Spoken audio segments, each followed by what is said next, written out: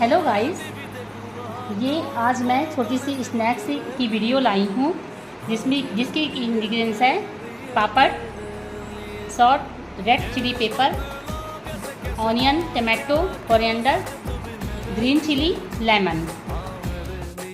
सारी वेजिस को ऐसे चॉप करना, फाइन चॉप करना है। अभी पापड़ को रोस्ट करना है। रोस्ट करके इसको तुरंत ही गर्म हाथों से इसको रोल कर देंगे। अभी सारे पापड़ ऐसे रोल होकर तैयार हो गए। सारी वेजिस अब हम एक प्लेट में लेके मिक्स कर लेंगे। अब इसमें सॉस मिलाएंगे, स्वाद अनुसार जितना आपको टेस्ट में लगे, और रेड चिली पाउडर मिलाएंगे।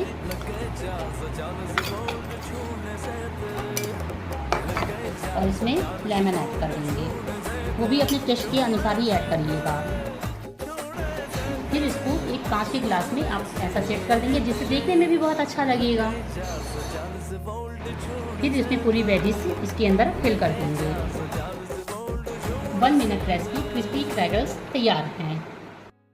चैनल को लाइक करें और सब्सक्राइब करें।